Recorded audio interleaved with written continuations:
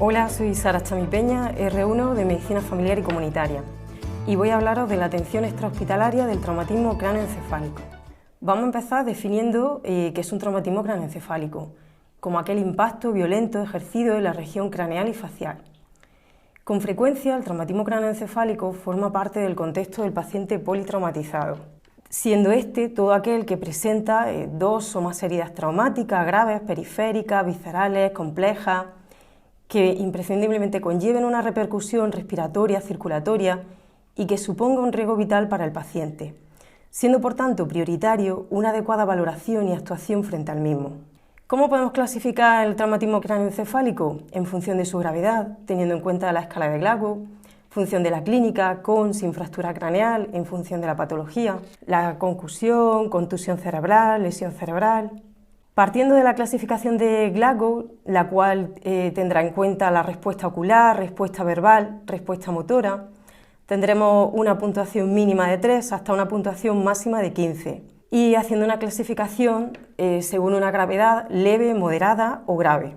En función de la clínica tendremos en cuenta sin fractura craneal, lo cual viene a ser lo más frecuente, generalmente tiene un carácter banal.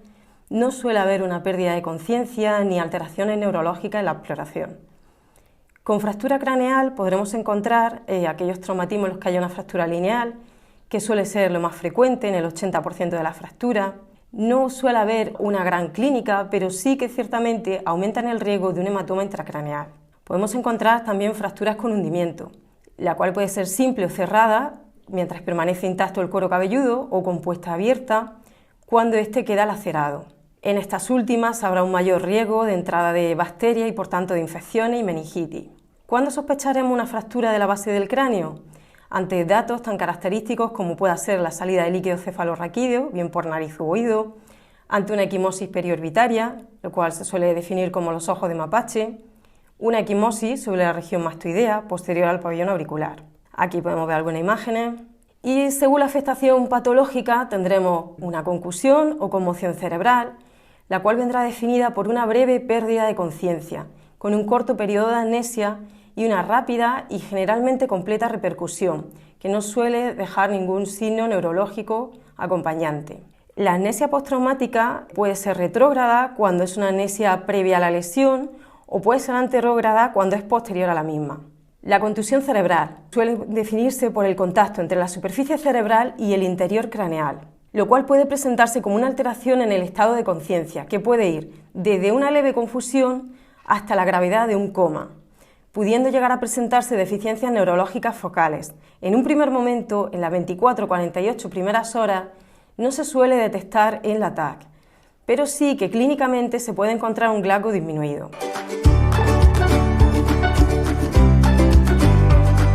La patología traumática actualmente es la principal causa de muerte en los países desarrollados, principalmente en menores de 45 años. Si tenemos en cuenta que supone el 80% de la mortalidad en los adolescentes. Con lo cual, ¿cuál es nuestro objetivo en la valoración inicial de los pacientes politraumatizados en un medio extrahospitalario?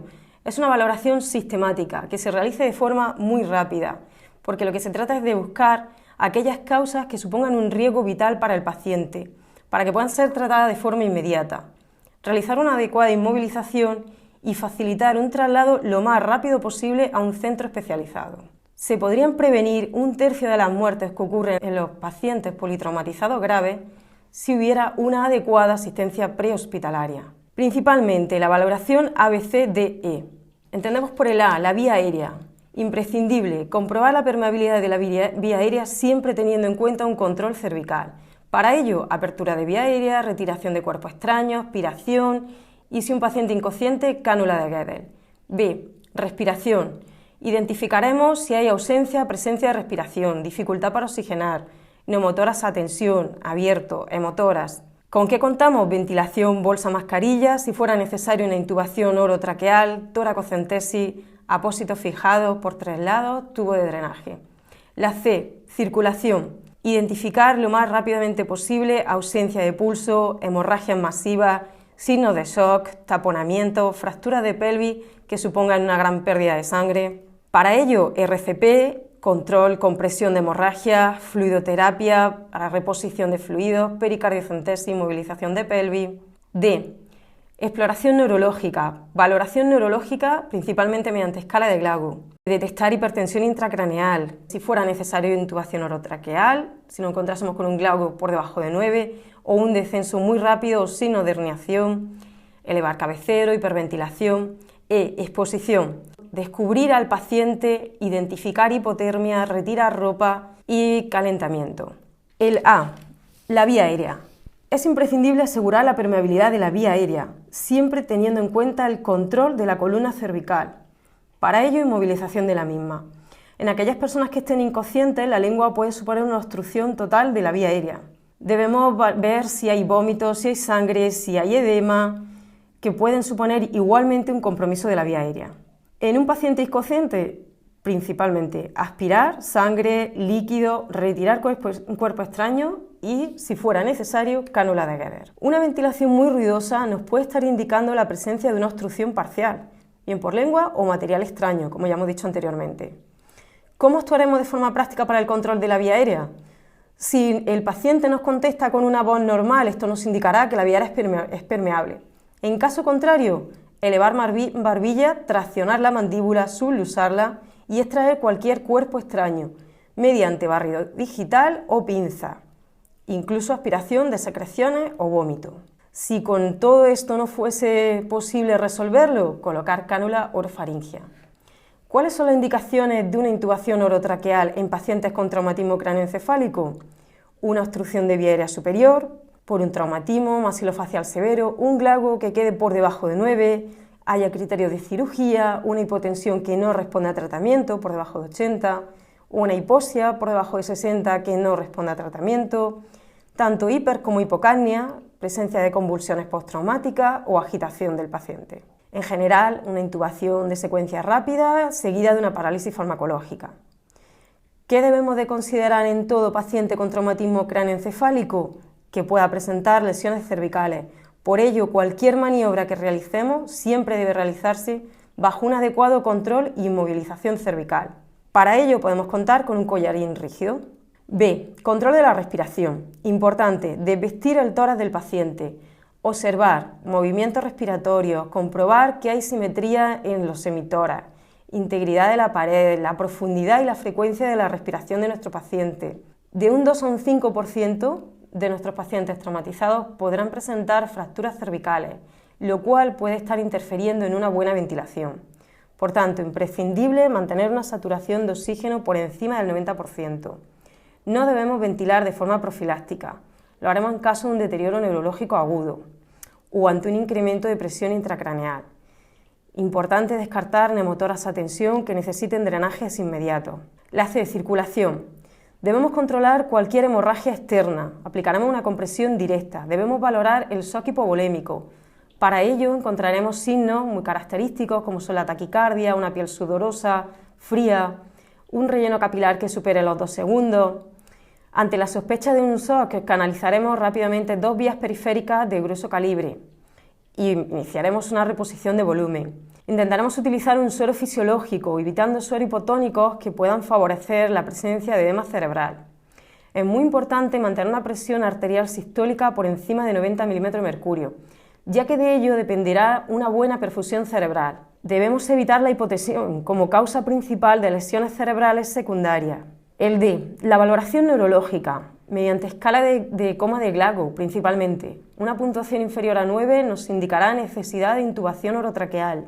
Para la valoración tomaremos en cuenta la mejor puntuación obtenida tras evaluar respuesta ocular, verbal y motora. Un signo muy característico vienen a ser las pupilas. Su alteración nos puede indicar la localización de la lesión. Comprobaremos el tamaño y la reactividad. Consideraremos patológico una diferencia de tamaño pupilar que supere el milímetro. Una pupila que esté fija y dilatada tras un traumatismo cráneoencefálico, si nos encontramos en un paciente que no está en coma, nos puede indicar un golpe directo en la órbita o bien una lesión del tercer par craneal. Si nos encontrásemos ante un paciente que está en coma, podría indicarnos una herniación del uncus temporal, posiblemente por un hematoma en expansión.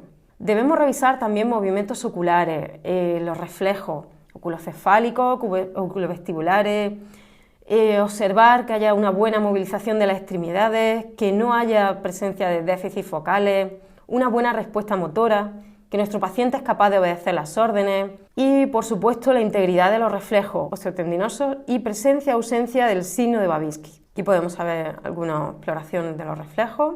La exposición del paciente y colocaciones de sondaje. Es importante descubrir al paciente, observar cualquier otro tipo de lesión que nos haya podido pasar desapercibida, tener un control de que el paciente no entre en hipotermia. Evitaremos usar sondas nasogástricas cuando haya traumatismo o sospechemos de traumatismos faciales y fracturas de la base del cráneo. La sonda de Foley no se colocará si existe sangre en meato o hematoma en el escroto.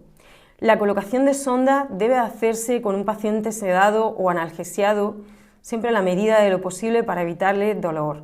También debemos tener presente en un paciente con un traumatismo cráneoencefálico datos que nos pueden interesar, como son aquellos signos o síntomas que pueden ser de alarma, como puede ser una pérdida de conciencia, una amnesia postraumática que se acompañe de una cefalea persistente, la presencia de déficit neurológicos, náuseas, vómitos, heridas, síndromes vestibulares, convulsiones postraumáticas. Igualmente nos pueden suponer factores de riesgo en el traumatismo cráneoencefálico, aquellas alteraciones de la coagulación, pacientes con intoxicaciones etílicas, con antecedentes de alcoholismo crónico, ancianos, patologías neurológicas, neuroquirúrgicas, con demencia o tratamientos anticoagulantes o antiagregantes que nos favorezcan la hemorragia. Obviamente no podemos pasar por alto que en un traumatismo cráneoencefálico normalmente hay una alta probabilidad de que se den en el contexto de un paciente politraumatizado. Por tanto, tenemos que tener presente una serie de lesiones que acompañan al mismo. Haremos una primera valoración buscando aquellas lesiones que haya que tratar de forma inmediata para salvar la supervivencia del paciente y una segunda valoración tras un nivel básico de estabilidad del paciente para profundizar en otro tipo de lesiones. La valoración inicial, basada en el ABCD del trauma, se suele realizar de forma extrahospitalaria en el lugar del suceso, buscando estabilizar al paciente de forma urgente y tratando de no demorar el traslado al centro especializado. La valoración secundaria, una vez que el paciente está estabilizado, trasladado al centro especializado, haremos esta segunda valoración, buscando no solo aquella patología que ponga en riesgo la vida del paciente, sino el resto de lesiones que acontezcan en este traumatismo. De forma sistemática haremos una exploración en cabeza y cara, observación, palpación, buscando lesiones externas, fracturas en el cuello, tratando de ver una posición media de la tráquea, que haya pulso carotideo, que no tengamos una ingurgitación de las venas yugulares, una presencia de taponamiento, neumotórax, palpación de apófisis espinosa. Es muy importante solicitar una placa lateral y anteroposterior de columna cervical donde podamos observar las 7 vértebras cervicales y ante la duda se solicitará una TAF. Aquí podemos ver 2 placas. En tórax, auscultación, inspección, percusión y palpación. ¿Qué buscamos? Inestabilidad torácica. Por otro lado, fracturas costales. Según si la lesión constituyese las primeras costillas, podríamos asociarlas con lesiones de grandes vasos, de vértebras cervicales. Si hubiera afectación de costillas medias, podríamos encontrar lesión a nivel de nemo o hemotórax. Si fueran costales bajas, podríamos encontrar lesiones en bazo e hígado. También detectar si es un tórax inestable ante una respiración paradójica o una insuficiencia respiratoria. El neumotórax, si es un neumotórax a tensión, el paciente podrá cursar con una insuficiencia respiratoria, una hipoventilación, timpanismo, desviación de tráquea. Necesitaremos un drenaje urgente con catéter grueso y posteriormente un drenaje reglado. En un neumotórax abierto habrá que colocar un apósito estéril, dejando un extremo no adherido que nos sirva como válvula unidireccional. Un hemotórax, si es masivo, podremos observar insuficiencia respiratoria e incluso un shock hipovolémico. La contusión pulmonar se suele observar más en pacientes jóvenes con una clínica de insuficiencia respiratoria. En abdomen y pelvis, igualmente inspección, palpación, percusión y auscultación abdominal. Si nuestro paciente está estable hemodinámicamente, podremos realizar una eco-TAC. Si sospechamos un hemoperitoneo. Si el paciente está inestable, se pasará a un lavado peritoneal. Es importante una palpación y compresión de la cintura pelviana, ya que una fractura podría estar produciendo una gran hemorragia que pasará desapercibida. Siempre una RX de pelvis ante un traumatismo grave. Extremidades y espalda. Palpar apófisis espinosa, dorsales, lumbares, arcos vertebrales. Descartar crepitación, dolor, inspección de extremidades, detectar que haya pulsos periféricos, sensibilidad. En el tacto rectal, localizar si hay hemorragias, cómo está el tono esfinteriano y descartar lesiones medulares.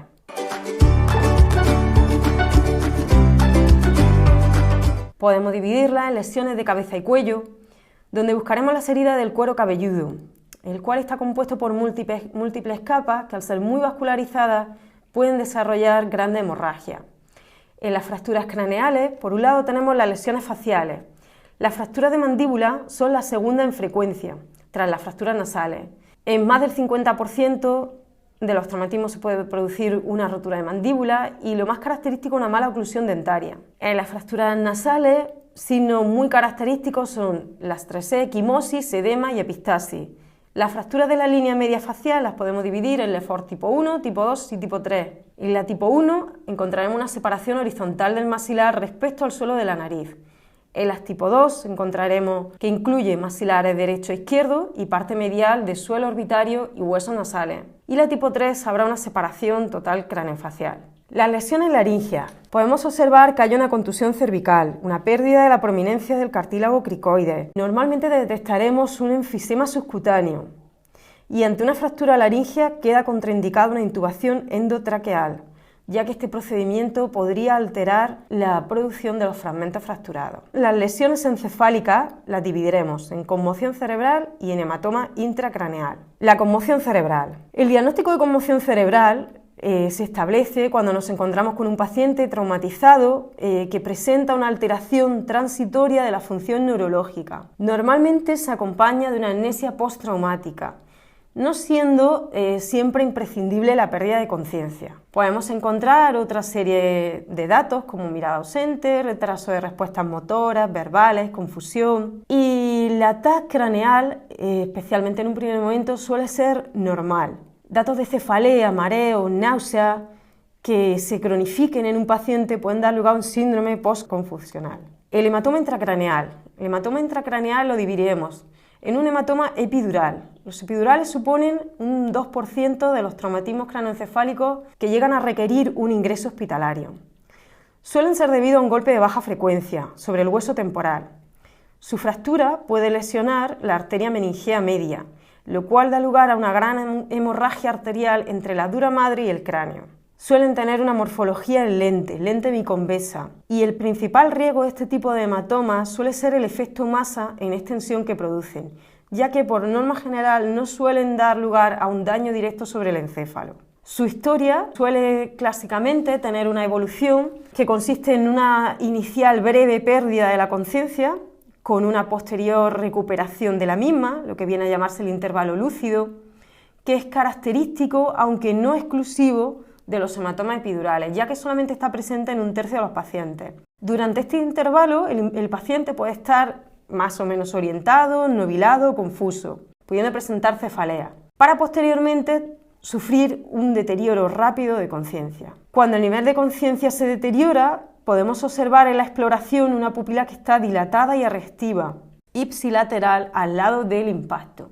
Y también observaremos una hemiparesia o hemiplegia que suele ocurrir en el lado opuesto al impacto, contralateral. Este tipo de hematomas pueden suponer un 20% de la mortalidad, lo cual puede llegar a disminuir hasta un 2% si es reconocida con rapidez y es evacuado. Tras la extracción del hematoma, el paciente suele recuperarse muy bien. Aquí podemos observarlo de forma biconvexa, puede haber una desviación de línea media, puede haber un riesgo de herniación. En un segundo lugar tenemos los hematomas subdurales. Estos suponen el 30% de las lesiones cerebrales. Suele ser una hemorragia de origen venoso, debido a un acúmulo de sangre en el espacio subdural, entre aracnoide y dura madre. Suelen producirse tras un traumatismo violento, a excepción de aquellos pacientes que están anticoagulados, en los cuales ante un mínimo traumatismo o lesión puede debutar. Es una hemorragia de origen venoso, procedente de las venas puente, y suele acompañarse de lesiones del parénquima cerebral subyacente al hematoma. Por lo tanto, en este caso encontramos un efecto masa que procede tanto del acúmulo sanguíneo del propio hematoma como del edema del encéfalo subyacente que ha sido lesionado. Clínicamente tienen un deterioro agudo del estado mental y suelen requerir un control urgente, tanto presión intracraneal como un tratamiento. El hematoma subdural en algunos pacientes puede desarrollarse de forma crónica y pasar con una clínica bastante desapercibida y escasa, con cefalea, alteraciones visuales y datos de escasa magnitud que pueden tener una presentación muy progresiva y pueden ser fácilmente confundibles con otros procesos, hasta ser diagnosticados incluso de forma accidental o casual en una prueba de imagen. Aquí podemos ver las distintas cubiertas o meninges, y aquí tenemos una imagen de hematoma subdural agudo, más hiperdensa, una forma semilunar, y del subdural crónico más hipodensa, con una densidad muy similar a la del parénquima subyacente o adyacente al mismo. Finalmente, la hemorragia subaracnoidea es un sangrado por debajo de la membrana aracnoide. No suele producir un efecto masa, por lo que no suele requerir cirugía para su evacuación. Pero sí que la presencia de una hemorragia subaracnoidea supone un indicador de riesgo para la existencia de otras lesiones ocupantes de espacio. Una hemorragia subaracnoidea traumática muy abundante, que puede venir definida por datos como más de 1 centímetro de espesor de sangre o la presencia de sangre en la cisterna supraselar y ambient, nos puede estar asociado a un valor predictivo positivo de mal pronóstico. Y aquí podemos ver una imagen de la misma. Y bueno, hasta aquí llega nuestra explicación y muchas gracias por vuestra atención.